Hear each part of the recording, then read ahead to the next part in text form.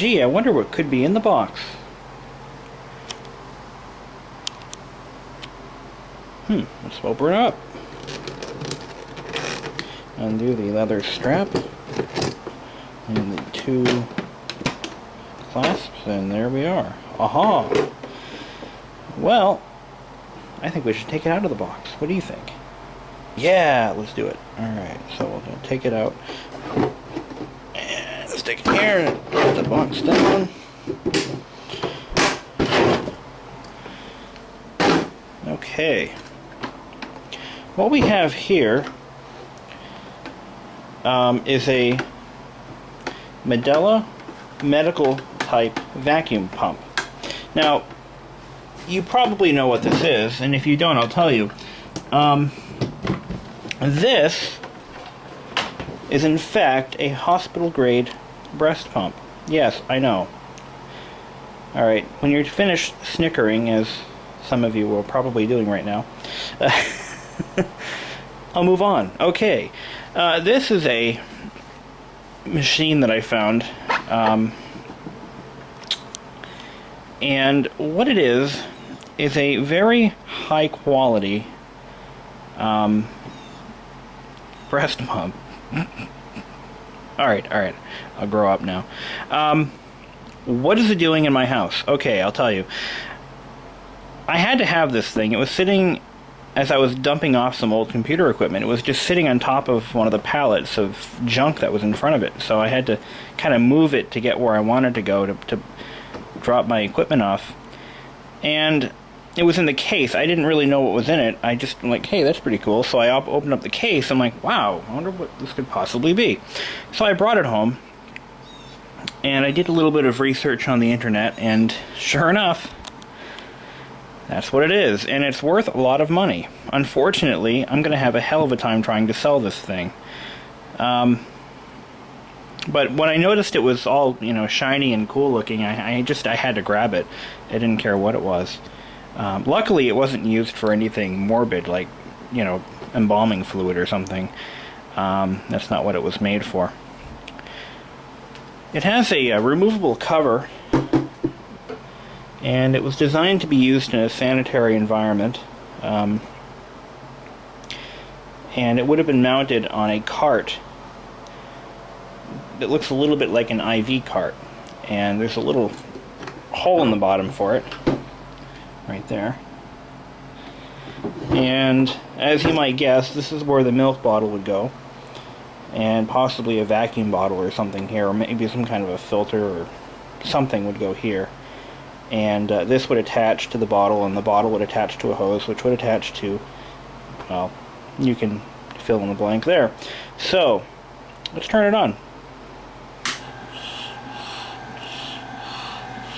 It's actually designed to simulate the natural sucking motion of a baby. This is a single action pump. It's designed to be pumped from one source at a time. And its speed is carefully calibrated to meet the natural sucking motions of an infant baby. And of course, this is the intake hose.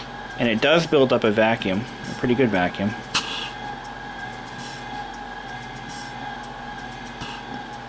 The valve system that's on this is quite simple, a little too simple, in fact, and I'll show you what I mean. It does have an adjustment to control the actual vacuum pressure.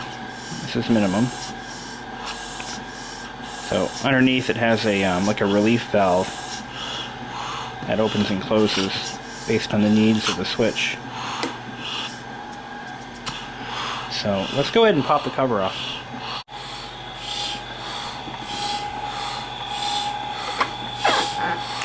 So as I was mentioning before, this has a very simple valve which consists of a split rubber grommet.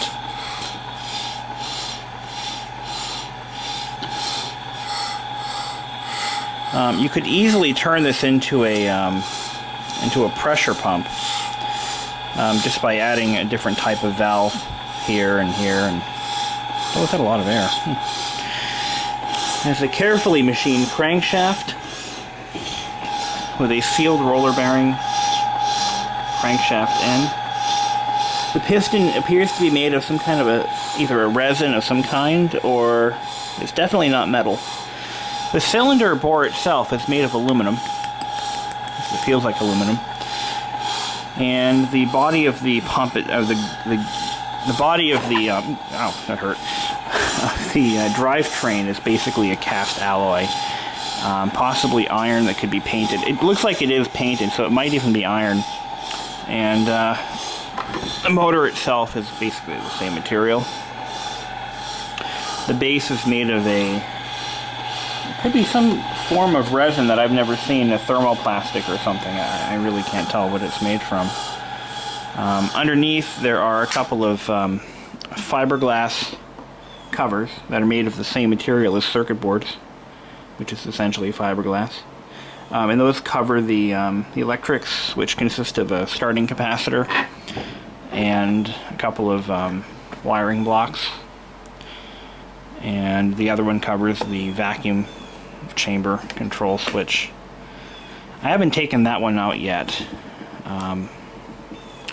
This machine is built extremely well, and it's no wonder that it was designed to be used in a hospital, because it would have had to have been used on multiple patients per day and not fail. Surprisingly, the handle itself isn't made of anything special. It's the same material as the base, so it's not metal. I'm a little shocked, thinking it could have been made of something a little more durable, but the cord has been replaced, as you can clearly see. So let's take a look at the valve body underneath. And I'm going to try to clean this up a little bit. Appears to be contaminated, and that could affect the suction power. Now, to demonstrate how you can actually change the function of this pump simply by changing a single valve, I've taken this aquarium-style air check valve, and I'm going to stuff it in this end here. I'm going to try to stuff it in there. Let's turn it off first. There we go. There we go. Awesome. Now, what it'll do, instead of sucking, it'll blow. By covering this, I can... Okay, now it's in... Put it in backwards.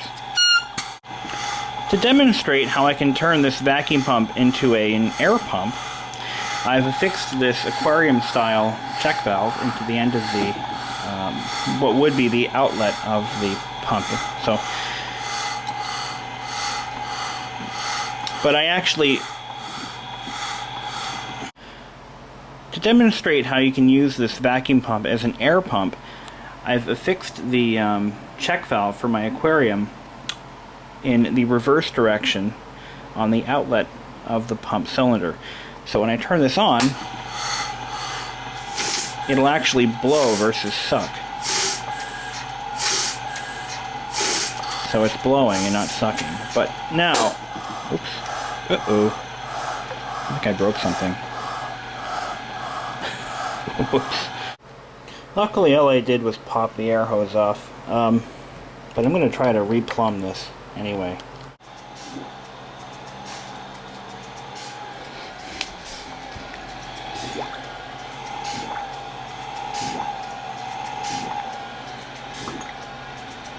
And just by reversing these valves, I can make it suck the water in.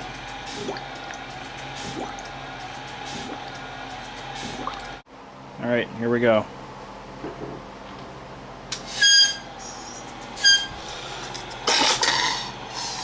That was utter failure. Watch this. I guess it can't. It's not a very strong motor in there. I was hoping it would, you know.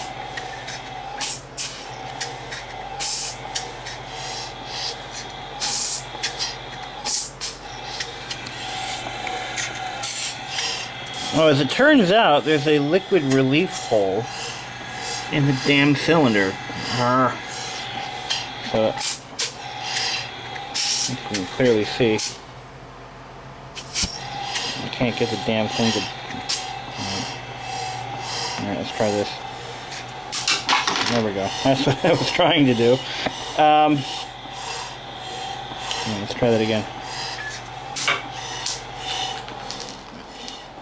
This is the most fun you will ever have with a breast pump.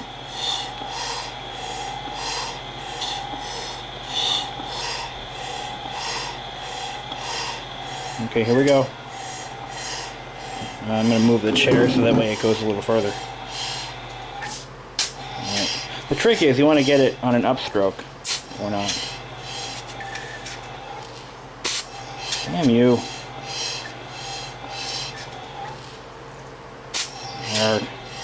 It's not a very strong motor, unfortunately.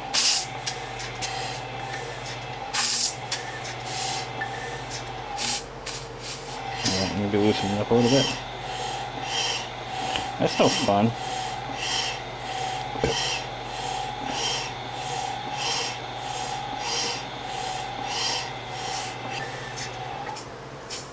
Damn it! Launch, you bastard. This motor is damn weak. Too weak. Too freaking weak. If I do this, it'll pop the hose off there. Enough pressure to do that, but not enough. You know what it needs is like some kind of a ballast or a pressure tank. I have an idea. Alright. Watch this. Oh.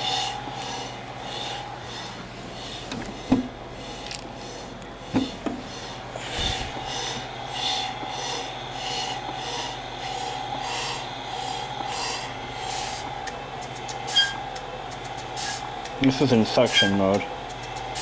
But I think what it's doing is as the cylinder...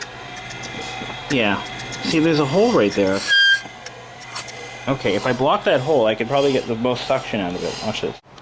So here's the cylinder removed from the breast pump. And as you can see, there's a little hole drilled in the side of the piston, cylinder. And what that does is when the piston is down all the way, so as I will now demonstrate, when the piston is below that hole, the top of the piston, it relieves any pressure or vacuum. So it limits the pump's vacuum quite a bit. Now, if we were to block that hole with a Hope for Japan fundraiser bracelet, we will effectively eliminate the relief hole. And I'm going to reassemble it and see if it makes it run any better. Okay, so without that relief hole, let's see what happens.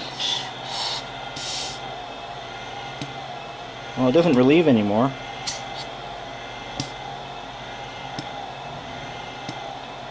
But I don't think I improved the suction at all. Really.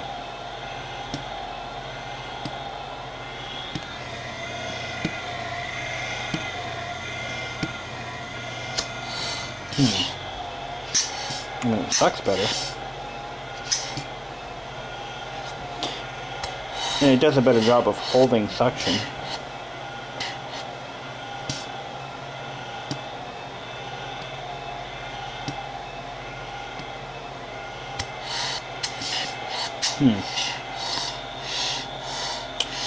So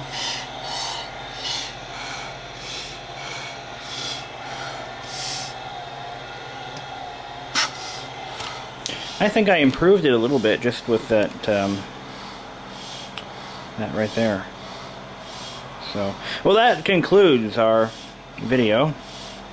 Hope you've all enjoyed. And keep on pumping.